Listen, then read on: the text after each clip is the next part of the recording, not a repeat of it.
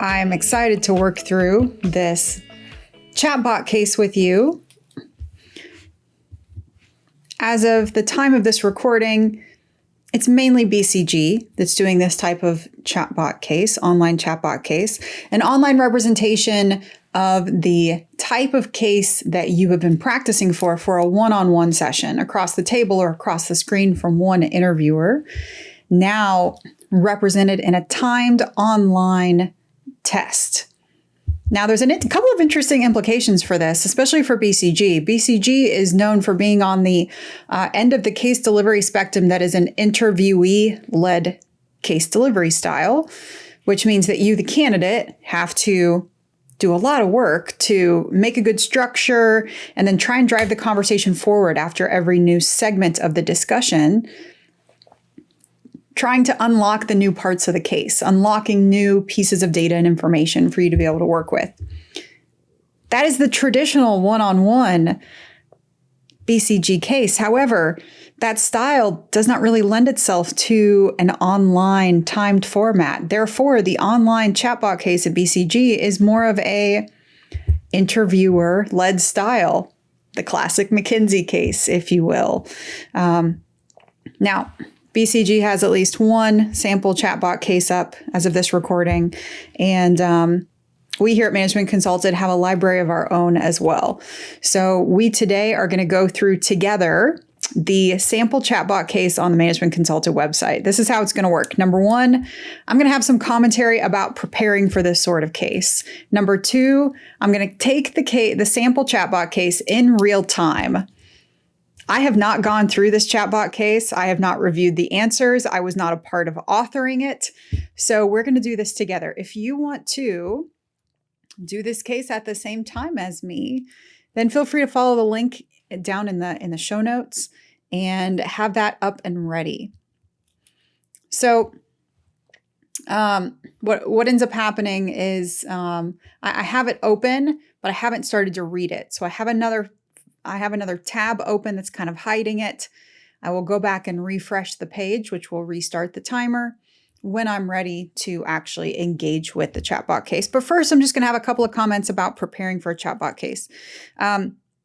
So the Casey chatbot case, the mini online case from BCG, it mimics the key portions of a one-on-one interview in an interviewer-led style. It's as far right now, and as far as we know, it's not a choose your own adventure sort of thing. It is an established pathway through a case. And that is that's more of an interviewer-led style case. It's going to have the main components that you are already practicing for, hopefully, in the longer one-on-one interview. It's got an upfront opening sequence where some information is shared with you about the client background and the objective. Some element to which you're going to be asked to structure or choose which component parts are most important as you would think about a structure for trying to solve this case for this client. And then an opportunity to have both math and non-math questions, perhaps with some exhibit interpretation or usage, before getting to a finale recommendation, where there's an opportunity for you to record yourself delivering your concise, punchy, direct recommendation. Doesn't that sound a lot like the normal case? It does, and it should.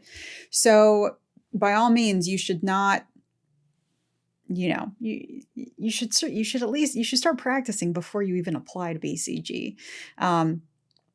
Let alone before you actually get this chatbot case. So a couple of comments about preparing for chatbot cases. Number one, access to it is going to be sent to you through your email. So after you apply to, and this is not only for the BCG chatbot case, but more and more firms, particularly large companies with the resources to do so, are creating all sorts of digital assessments here in the early 2020s. Whether it's a strategy game, problem-solving test, Pymetrics, kind of tests, this online chatbot case, etc. There is a real rise in the use of digital assessments, and it makes a lot of sense, right? These firms can have another data point about you, whether it's your behavior and temperament or your strategic problem-solving mind or your creative mind, or for this, for the sense of the online case, things across the realm of structuring, problem solving, and communication. They can have that with such little human resource, such little human capital cost to themselves. It is a huge machine within every company to run its own recruiting process, especially given the fact that consulting interviews are run by active consultants. Active consultants all have clients, projects, billing rates, and all that gets sucked up by the firm as they spend valuable hours and days running interviews to be able to filter and bring on board new consultants. So for them to be able to expedite that, to lower those human capital costs, it's a no-brainer. And certainly there's a lot of upfront cost in developing something like this, but then once established, it would reap huge benefits as a fixed cost expense, largely. So the advent of it makes a lot of sense. It makes sense for more and more firms to be doing this moving forward. So it's helpful to just take a second to think about establishing ourselves in this. Now, for this particular type of case, online chatbot case, standard case interview practice is what we want to make sure we are on pace for. And this is something that is, as well as for any digital assessment, you're going to get access to after you've applied to one of these firms. So you'll probably already be incentivized to do so, intrinsically motivated to do so. But after you apply to any firm, you got to keep a close watch on your inbox. Not only for hopefully that offer to interview with some information about it, but maybe even before you receive that, the first thing that you could receive would be an invitation to complete a digital assessment. And it is commonplace that email that you receive would have a timestamp on it. Many of these you have to complete within 48 hours of receiving that request, for example. So you got to keep a close watch on your inbox, make sure that you have the full time span available to you to be able to complete this. Next is, when do you complete it? You absolutely want to make sure that you have choice in when you complete this. So for me, it is the evening. I'm in a nice calm space in my house. I have no fear of distraction right now. It's not bright outside. I have a drink right off camera nearby. I just had a snack. I have professional but comfortable clothes on, business on top, casual on bottom, as a lot of us do in the Zoom world. I have the area around me set up for notes. I have my main method of taking notes myself on the computer is on a clipboard. I do also have other pieces of paper around me on the tabletop, on the desktop, that I have access to, along with my pen in my hand. I may not need to use that, but I want to be ready for it. Let's see what else. I put on just a tab of chapstick. So because I know that there's going to be a recording at the end of this. I'm going to need to, in the entire timed setting of this online chatbot case, this BCG-style chatbot case, at the end, I'm going to need to deliver a recommendation that's going to be recorded. And so hence the professional top with specifically this case, since I know it's going to be recorded at the end. If I'm doing something where I know I'm not going to be recorded, I'm not going to wear professional on top. For me, that doesn't help me get into that headspace. For you, maybe it does. But what are those things that you need to get into your game day headspace? Maybe it's playing the part, dressing up fully. Maybe it's listening to your kind of get ready playlist, right? Maybe it's a piece of chocolate or gum or a favorite snack. Hopefully all of us have some of these little things that are going to get you in the right frame of mind, the right energy to be able to go in and crush this. And you should be thinking about that same kind of pre-game routine when you're thinking about your broader interview schedule. What is it that I'm going to be able to do to release the distractions from the rest of this day and week and put my best foot forward in this limited time that I have to be able to present myself well to my future employer, right? I'm going to be optimistic. I'm going to have high energy, but I'm also going to have a calmness and a stillness about me. It's possible. It's possible with practice. I have no idea what's coming, but I'm going to put my best effort at getting to the right answers. So we're about to do that together. After we do that together, then I'll go back through and I'm going to have some commentary. But this next section is just going to be me filling it out. So if you want to do that at the same time, you can kind of glance over and see where I'm at. You could fast forward through this part. Or you could just, you can look at it on the screen and you can watch and try and keep up. I'm going to try and balance knowing that this is timed overall, but I don't think that there's really a benefit for finishing super early. So it's all about time management. I'm not trying to fly through this thing, but I also can't run out of time. One particular note on functionality, specifically the BCG online chatbot case has a functionality at the end where it does give you 2 chances to record your final recommendation. After the first time after you record your final recommendation, you have a choice if you want to re-record. If you re-record, it will tape and accept your second entry no matter what. It will delete your first entry and you got to go with the second entry. It's not like a choose the best of or anything. So you want to try and get it right. You want to use all the same key principles that we talk about across the broader case interview, and especially there with the recommendation. Think about the human capital cost that this reduces, right? For somebody to be engaging with and scoring you on this, they get an automated score from the multiple choice sections that you had. They have an opportunity to review 1 or 2 open entry text boxes, and then they have to watch your, 1 to 2 minute recommendation at the end. Very quick, very quick. So yeah, those are the thoughts I have up front. If I come up with any more, I'll share them with you after the fact. Let's go ahead and dive in. Here's what we're going to do. I'm going to share my screen for those of you watching on the video. And as I mentioned just a minute before, I have the sample chatbot case open in one tab. I have something else open in another tab. I've got managementconsulted.com opened over here because when I'm ready to go, I'm going to refresh this page so that then the timer starts. I am in my happy place. I've done some deep breathing, just had a snack. We'll take a quick drink. We're going to dive in. All right. I'm not going to think through this out loud. I'm just going to complete it, and then we're going to go back and we're going to talk through it together. Here we go. Clicking over, rebooting. Time remaining here on top.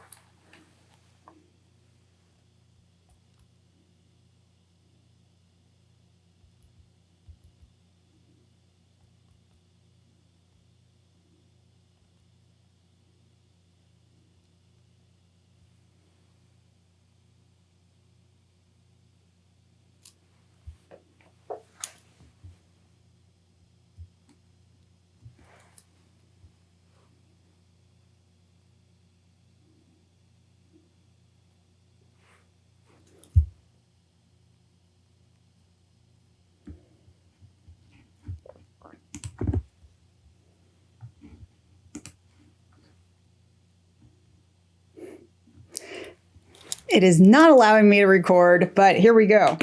My recommendation is that our client should enter the German market first to sell their children's rackets aged at children 5 to 10.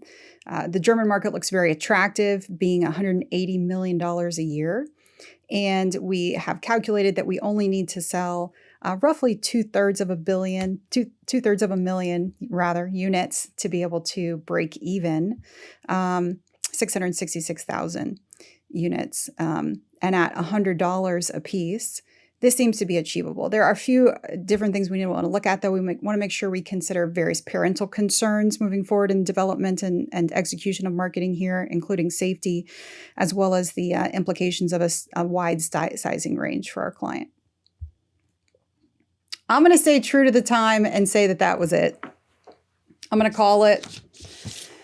I got flustered there at the end with the camera already used by another app. Dang it. Okay. We're going to push submit. And we're going to debrief. Now, here's the deal. I haven't looked at the answers yet. I'm going to give myself a solid B+ at this attempt. Like, I absolutely had enough time to do it. I was my own personal reflection after just doing that. I should have moved faster through the multiple choice questions and left a little bit more thinking time for the open-ended questions. I'm glad that I took notes as I went along so that I could have some of the data points to be able to speak to. But I didn't give myself enough time to do the full calculations that I wanted to really bring into the recommendation. I mismanaged my time today. And this is absolutely the level of complexity of a case where I shouldn't have any problem mismanaging my time. This is highly achievable in 10 minutes, let alone 20. I think I paced myself too slowly there at the beginning. And then when I had an eye on the clock, I let it get in my head a little bit. That was unfortunate. All right. So let's take a look here. So congratulations, you received a score of 6 out of 8, calculated up by adding the number of correct answers.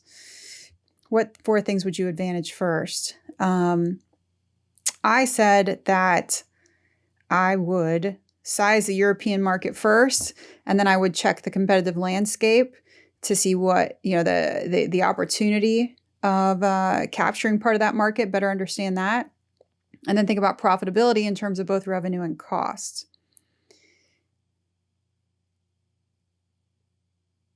Instead, this has determined which products are to be sold in the European market. Once we've segmented the market, we can begin to decide which specific products warrant further examination for market entry. As a different proxy for revenue, I chose the 10-year growth plan. I can understand why this is the answer key, although I would vehemently disagree.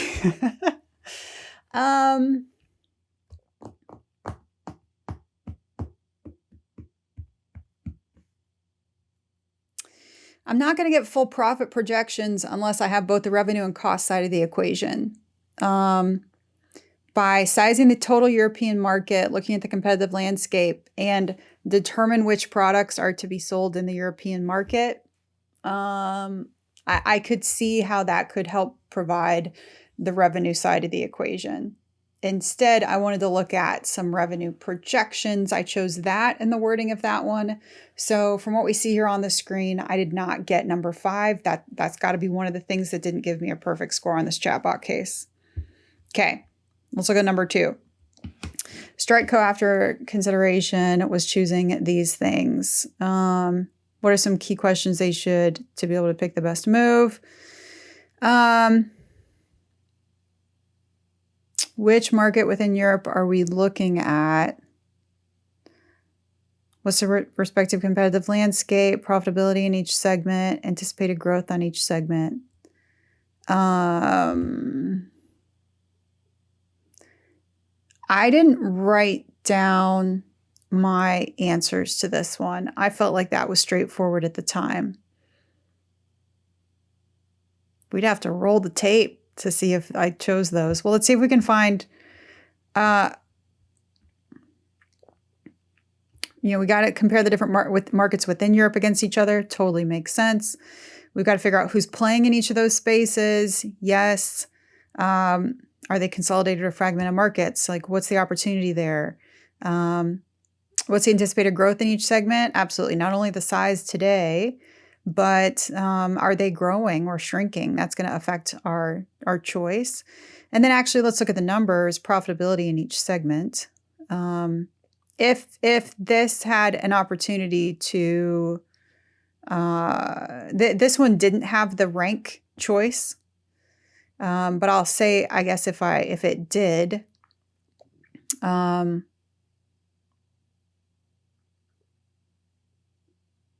I'd probably have number 2, number 6,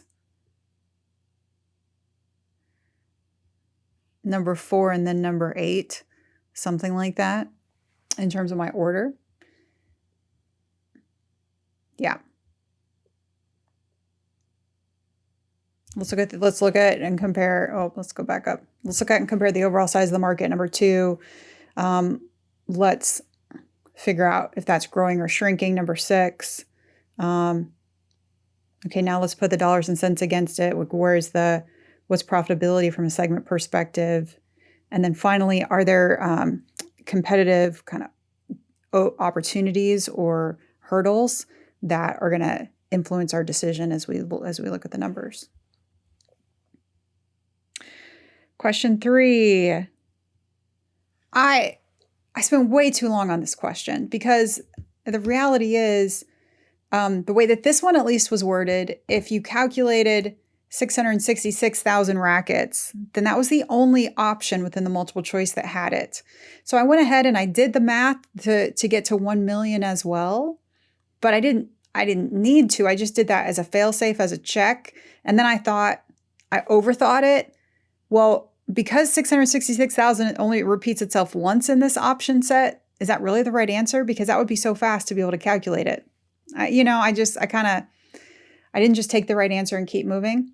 And then I made a mistake. This sucked time from me moving forward. I wrote these numbers down oppositely on my paper. I did not do a good job of keeping myself organized. I didn't speak to it before, but absolutely, in these chatbot cases, you've got to capture down the notes. For me, that's pen and paper. We're practicing our cases pen and paper. When we're in person and with the interviewer, we're going to do that pen and paper. So here with the online chatbot case, I want to capture my notes on paper. And I'm going to need to speak to these data points and use these data points again as I move through the case. I wrote these down in the opposite way, and then I had to kind of figure out my error and reprocess that moving forward. I'm glad that the wording of the questions moving forward made me realize and understand that I wrote these down opposite. But for example, I wrote children's rackets break even is 1 million and teenagers break even is 666,000. And that was not the case. But actually solving that math was not very hard, right? I spent way too long on this question. Way too long. Next. What are some factors unique to selling children's rackets? Okay. This has listed the 4 Ps. Yeah, totally. We can think about it from a marketing perspective: product, price, promotion, place. I took a more customed approach, right? I came up with the 3 categories of parental concerns. Well, as compared to a teenager or an adult, most likely there's a different purchaser. So let's think about it from the lens and the perspective of that purchaser. Number 2, let's think about, for me, this was the key product kind of difference, right? It was to fully cater to children who are all different sizes themselves. That probably requires a much wider range of different size rackets than a teenager and adult segment. And that size range has implications. They're non-standard with normal larger sizes. I didn't really mark that down. That was another one I should have probably done. Those non-standard sizes may have different or higher manufacturing costs. Those non-standard sizes may, if you're trying to work with physical retailers, then there's a whole piece about having to negotiate for shelf space, and there may not be the opportunity to be able to display your entire product range, given the fact that it's a non-standard racket. It may be a more extensive range. There may be more SKUs associated with it, etc. And then I had style preferences, which would be inherently different from perhaps both a design and licensing and manufacturing standpoint. I didn't get to the distribution one here, right? Placement in stores. Oh, that's an interesting idea. Yeah.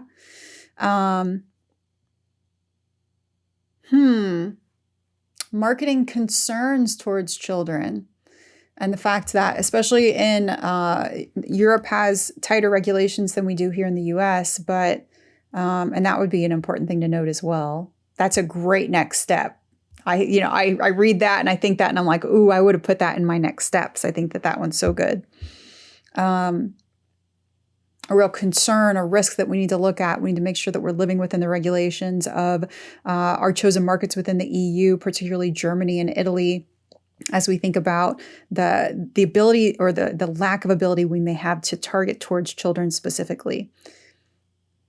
That's a key risk. That would have been one of my 3 things there at the end. I missed that. I got to some of these elements. I got some more than were on here. I'm happy with the more expanded way that I wrote through that open-ended question. I think this makes this sample chatbot case, since it's the first one that I've done. I didn't do the BCG one before we're doing this together. This makes me realize that in terms of time management, I would want to give myself a lot of leeway and grace on the open-ended questions. In addition to the recommendation, that's my chance to really showcase, I think, more of who I am. I was going back. It's like, no chance am I going to let a spelling error in there? I want it to look structured. I think a numbered list looks more structured than just bullet points. The next time I went through this, there was some kind of rich formatting, right? There might have even been the opportunity to underline or bold. I would have done that if I was a little bit better on time. I should have totally had time to do that. So, I'm happy with the extra time that I took there, but I should have saved time in other portions of the case to be able to give me that chance to write full sentences, have more complete thoughts. And I tried to add some insight type comments in parentheses afterwards to speak a little bit towards why I think that would be important or what I would do with that information, but not at every line. Okay. Oh man, the sizing question. I didn't speak to it before, but this is an online chatbot case. You can use a calculator. I had my phone silenced with on disturb. It was over here, like not quite at hand. It's like, oh, why don't I launch my calculator? Why don't I get ready to punch this out? And then I was off by one number the first time around, and then kind of off by a decimal point, and then I had to go back and kind of make sure which one was the right answer. I mean, these are the answers that I got to, but it took multiple iterations. I was like way off the first time. I'm not quite sure what I punched in my calculator to be so far off, but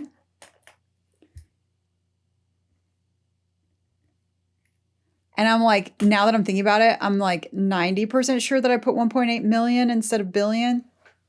Gosh, I hope I didn't put billion. The math that I didn't have time to do at the end is the one that you see here on the screen, which I was desperately trying to do in my head quickly. But you had the data to be able to say, okay, I know the, we did the break-even calculation for both the teen and the children's segments. And now we have the market size in terms of, addressable market for, size of the market for, children's rackets age 5 to 10, both in Germany and Italy. The overall size of the market, and that final answer is a revenue answer. Now that I know that, I can calculate what percent of the market we need to break even. And that's what they've done here in this first bullet point, right? We have to capture about 30% of the market to be able to hit our break-even units sold of 666,000. That's the math I didn't have the time to do. That was a huge miss. And that wasn't even something that dinged me on this question. Therefore, as I look back, I must have missed something in this question too as well. I must have answered something different. We'll go back and take a look together. Finally here, when you take this on your computer, you're going to make sure that you are in the perfect space to be able to be recording on your computer. That probably means you're not doing this in a public setting where, at least in this day and age, in some countries, you may still have to wear a face mask. I'm going to be in a place where I operate best. For me, that means a quiet place with no distractions. But in terms of the opportunity for you to record, I don't think this is something you're going to do in a public Starbucks or something, right? Like, you need to be in a place where you can look and present yourself professionally for this final recommendation, where there's no distractions on your end as well, no background noise, and no other use of your camera on your computer, like running a Zoom meeting, or don't try and screen record this at the same time. I wouldn't mess I wouldn't mess with any of that. You want no other use of your camera and microphone so that you don't have a technical error like I did. And because I only left myself like a minute to do this and then had a technical error, I had to try and rush through my recommendation. Therefore, my recommendation was not nearly as solid as it could have been. Now, core pieces there. Yes, the client should enter the European market with a racket targeted towards children ages 5 to 10. They should look at moving into the German market first. Has a total addressable market. I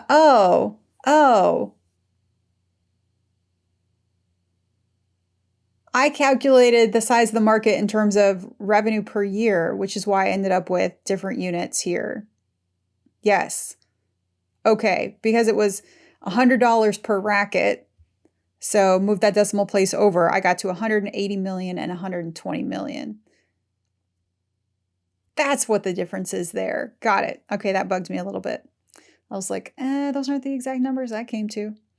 So with a market size of $180 million, or 1.8 million people. 1.8 million divided by 666,000, about 30% market share. Yep. To break even. which does assume 1 racket per person. Yeah, okay, agree with that. Now, this is an overall recommendation saying that they should not enter the European market. I had a recommendation saying that they should enter the European market. As long as I have data to back that up, that makes a lot of sense. I rushed my piece at the end and I really wanted to have that piece of rationale to say what percent of the market we would have to capture to be able to break even. I didn't leave myself enough time to do the math. I wasn't able to do the math mentally in the moment. That was a huge miss on my part.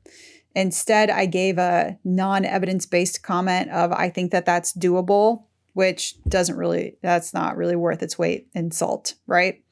Not good on my part. And then a list of risks or next steps, right? So a clear recommendation, an evidence base, and then a list of clear things to look at moving forward. So I said yes, but then we want to make sure that we would address these parental concerns, including safety, and consider the sizing issue. I would have wanted to add a third item to that list, but I did not. Maybe my third, because of time, maybe my third would have been to continue researching the opportunity of entering the teenagers 13 to 18 market, particularly by seeing if there's any way that we can reduce that break-even unit.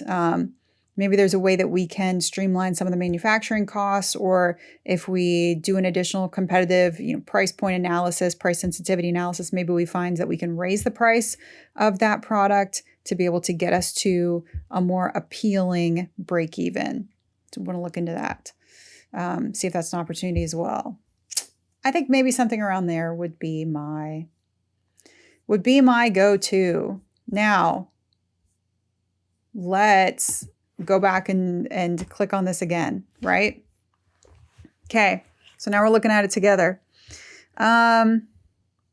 Which 4 things should they do? Well, I came up with the same answers as the main, didn't I? No, I didn't. Here's one I didn't. I said create a growth projection for the next 10 years if we succeed. And my thought process was, in creating a growth projection, we're going to have the revenue and units sold projections. So price point and units sold projections, which lead us to revenue projections. That's going to be my revenue side of the equation. But the answer key said, determine which products are to be sold in the European market. As I read that today, in the moment, what I was thinking of was interpreting that as more of a product design and specific marketing strategy after some of these larger decisions have already taken place. That's why I didn't pick it. But based on this answer key, I would have been wrong. That's a risk that we run, right? But you can also expect that with these large, these firms are putting a lot of resources to this. The scoring algorithms also are not necessarily as binary as what we've represented here. There could be an opportunity in these real firm cases, for example, to receive partial credit, even on something like a multiple choice question, to get an answer closer to what they wanted as the right answer, right? So I missed one there. And then I think I apparently missed another one here.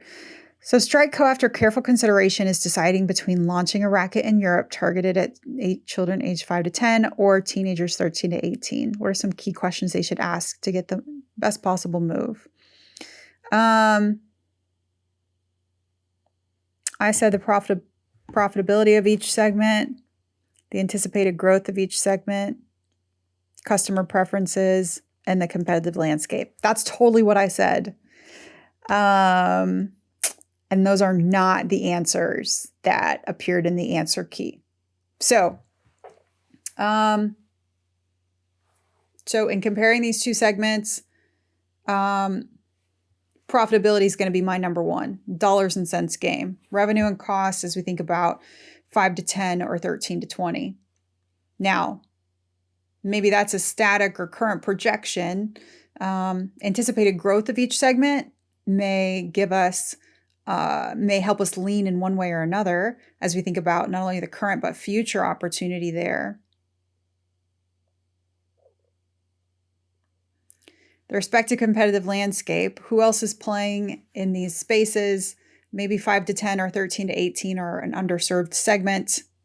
And then how do people decide which racket to buy has got to be the one that's not in the answer key. But here's why I chose that today.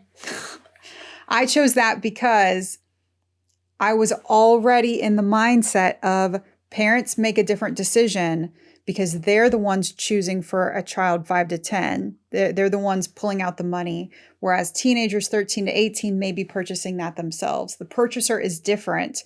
Therefore, how do people decide which racket to buy? My mind went towards that difference, which I think is important. And I spoke to that in the next qualitative question around, and my first category ended up being, it was safety, but then it was parental concerns more broadly, thinking about different purchasers for these different segments.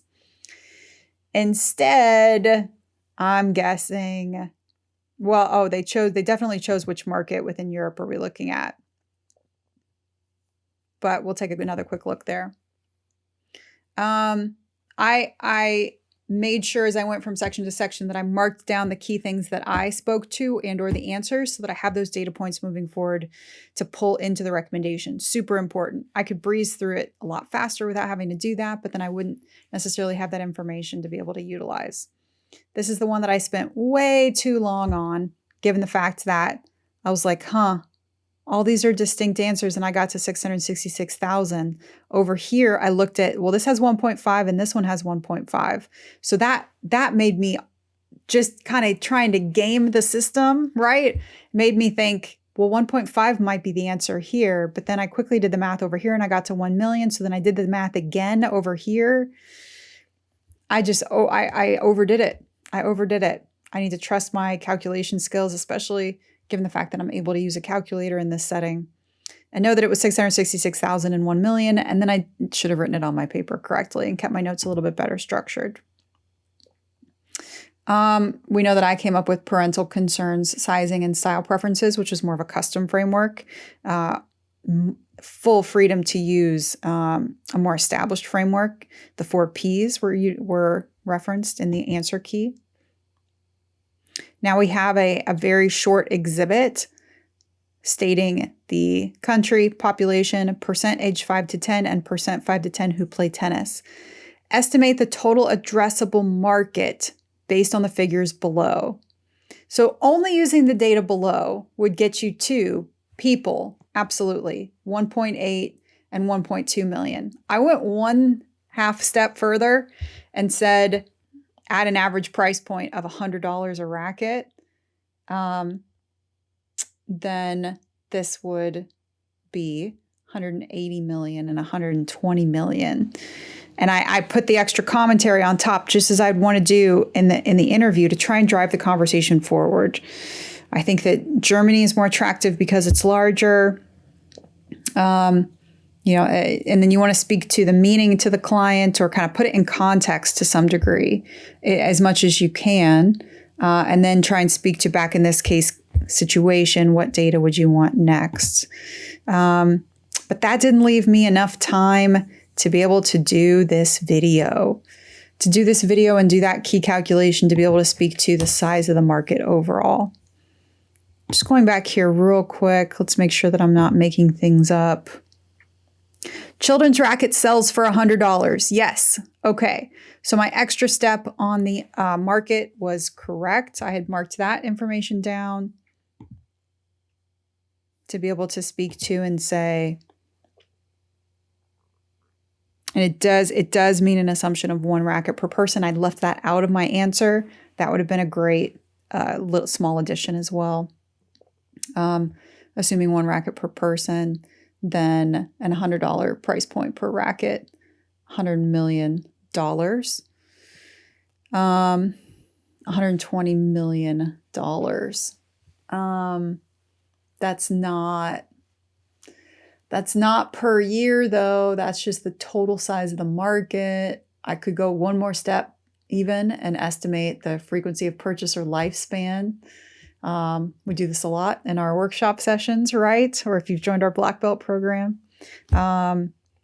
So market sizing, getting that revenue per year answer, I would, to get it to that annual number, I would need to estimate the frequency of purchase. And I think about this in terms of lifespan of the product. A purchase still for children age 5 to 10, I'm going to estimate not purchased more than once a year. Even though I do think that the lifespan is going to be lower than it would be for an adult racket. So as we continue to just chew on this together, that would have been another insight that I think could have been interesting to come out of this conversation. Especially thinking about the total size of the market, the total addressable market. If we were to compare this data to the size, the market size for the teenagers 13 to 18 segment, I would anticipate a factor not easily visible on the surface could be the lifespan of a tennis racket used by a child age 5 to 10 is going to be shorter than the lifespan of a racket used by a teenager. That may actually allow for a larger overall revenue per year market size, even if there are fewer teenagers age 13 to 18 who play tennis who would buy a tennis racket, therefore. An interesting little piece there. So taking a quick look here again at the answer key. Oh, it didn't allow me to actually answer it because I didn't click anything. So here we go. Going through that again. Going through this real quick here so that we can see one more quick glance here at the answer key.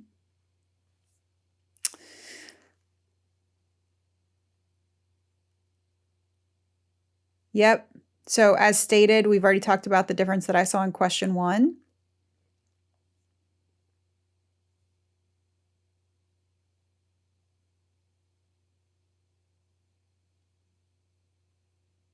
Okay.